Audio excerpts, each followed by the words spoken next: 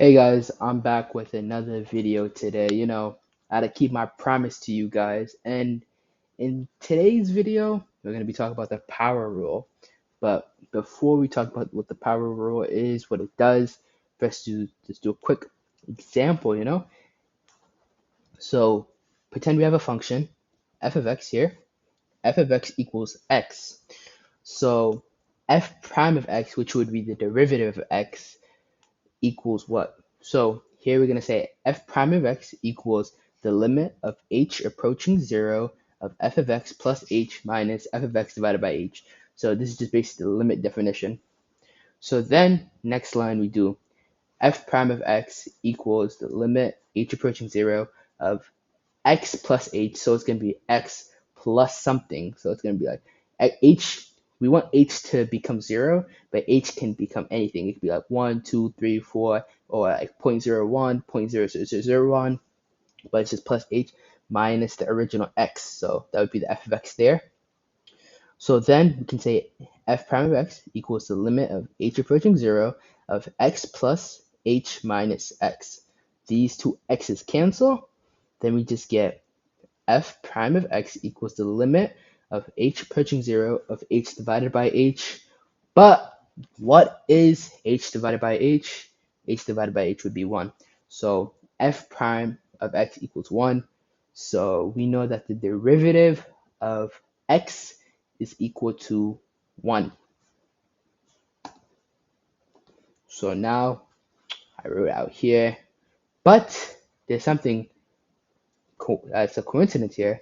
Can't rewrite x to the first, like we can write x to the first, but then we can probably bring this down here. So we get 1x and then we get 1 minus 1. So 1x to the 0, anything to the 0 power is just 1, right? So we have 1 times 1 equals 1. Does that work for everything? The answer is yes, it does work for anything. So pretend we have a function f of x is equal to x to the n power. N here could be any counting number 1, 2, 3, 4, 5, 6, 7, 8, 9, 10. It wouldn't work for anything like 0. It can't work for 0 because we know anything to the 0 power is going to be 1, so it automatically would become 1.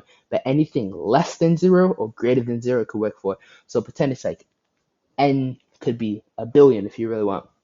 So the way you do this is you bring down the exponent to the front, so you get n to the x, and you do n minus 1. So let's say we want to find the derivative of this. Oh, sorry. X to the, let's say 7th. So the derivative would be we bring this forward here.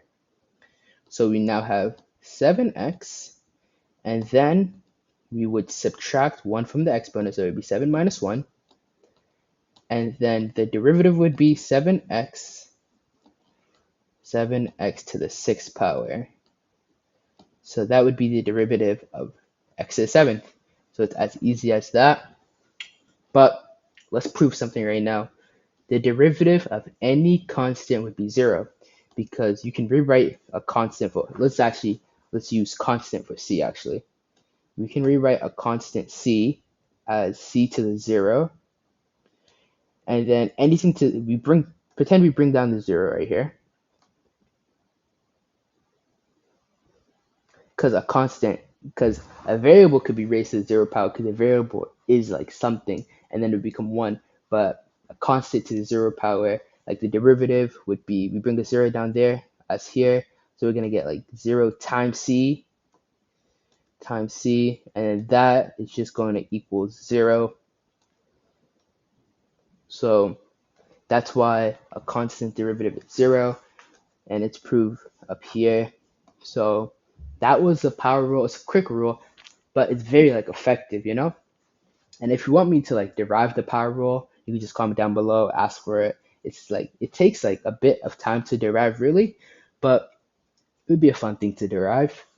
So, and also if you guys want to see like next, I can maybe show like the product rule, quotient rule, chain rule, or I can show you guys like like not special derivatives, but I can like explain why derivative of something like maybe like why the derivative of ln x is 1 over x. So I can show you guys like that proof, or I can show you why the derivative of e to the x is e to the x, but that's going to take more time, like understanding the chain rule, things like that. So first, I think I'm going to do those. Probably like tomorrow, I might do like the product rule, and then the day after that, the quotient rule, and then the day after that, the chain rule, and then I'll probably like start showing you why. Or after that, I can also do trigonometric functions, their derivatives, and then after that, I can do special